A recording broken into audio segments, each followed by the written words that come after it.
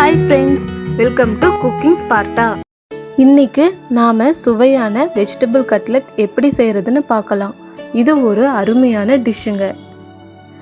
Evening ஸ்நாக்ஸா சாப்பிட்றதுக்கு இது பெஸ்டா இருக்கும்.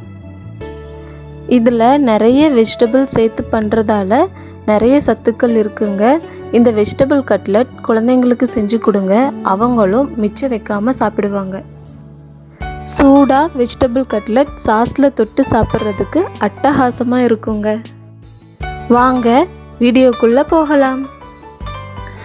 கட்லெட் கிறிஸ்ப் அண்ட் க்ரன்ச்சியாக வரணும்னா பிரெட் க்ரம்ஸில் கோட் பண்ணி செய்யணும். அதனால் ஃபஸ்ட்டு பிரெட் க்ரம்ஸை ரெடி பண்ணிக்கலாங்க.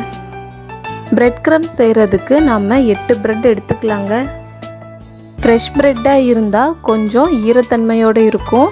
வாங்கி 2 நாளான ப்ரெட்டாக இருந்தால் கொஞ்சம் காஞ்சிருக்கும். ஸோ பழைய ப்ரெட்டாக இருந்தாலும் நம்ம வேஸ்ட் பண்ணாமல் பிரெட் க்ரம் செய்கிறதுக்கு யூஸ் பண்ணிக்கலாங்க. இப்போது நம்ம ப்ரெட்டை டோஸ்ட் பண்ணிக்கலாங்க. நாம் ப்ரெட்டை 2 விதமாக டோஸ்ட் பண்ணலாம். டோஸ்டர் யூஸ் பண்ணி டோஸ்ட் பண்ணலாம், அப்படி இல்லைன்னா பேன்லேயே டோஸ்ட் பண்ணலாம். நாம் பேன்லேயே டோஸ்ட் பண்ணிக்கலாங்க.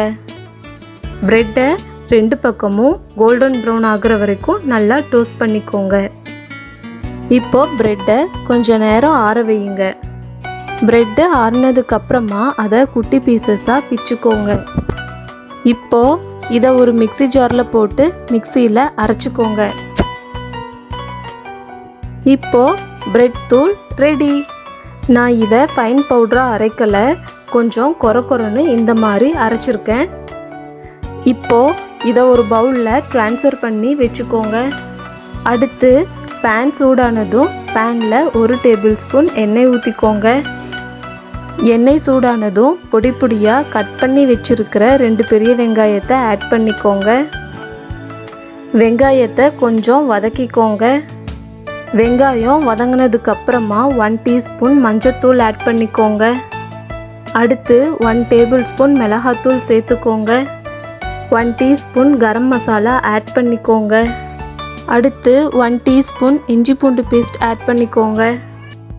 பச்சை வாசனை போகிற வரைக்கும் நல்லா ஃப்ரை பண்ணிக்கோங்க. அடுத்து குட்டி குட்டியாக கட் பண்ணி வச்சுருக்கிற 2 கேரட்டை ஆட் பண்ணி நல்லா வதக்கிக்கோங்க.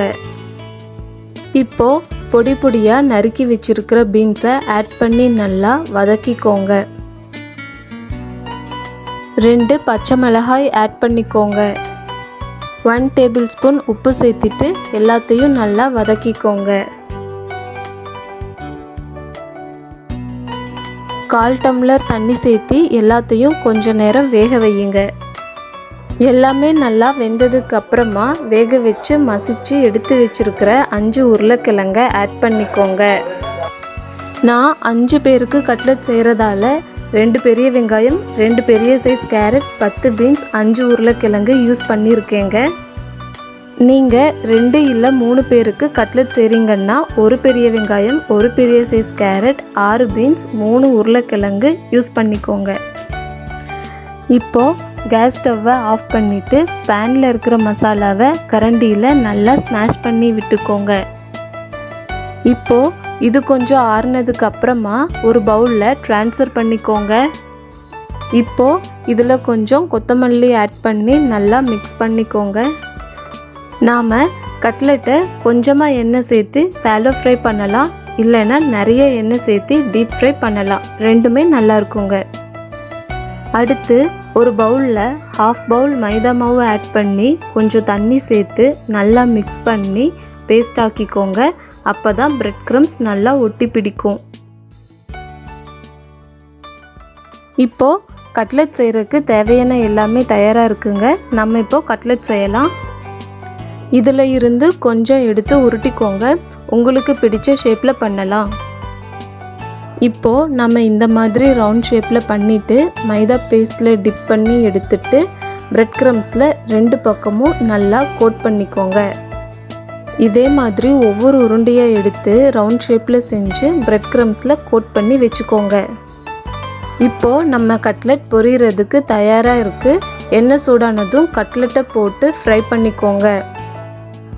ஒரு பக்கம் ஃப்ரை பண்ணதுக்கப்புறமா அடுத்த பக்கமும் திருப்பி விட்டு நல்லா ஃப்ரை பண்ணிக்கோங்க. இப்போ கட்லெட்டை ஒரு பிளேட்ல ட்ரான்ஸ்ஃபர் பண்ணிடலாம். இப்போ சுவையான கட்லெட் ரெடி.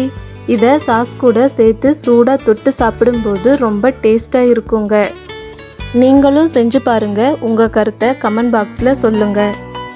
இந்த வீடியோ உங்களுக்கு பிடிச்சிருந்தா நம்ம சேனலை லைக் பண்ணுங்கள், ஷேர் பண்ணுங்கள், சப்ஸ்கிரைப் பண்ணுங்கள். மறக்காமல் சைடில் இருக்கிற பெல் பட்டனை கிளிக் பண்ணுங்கள்.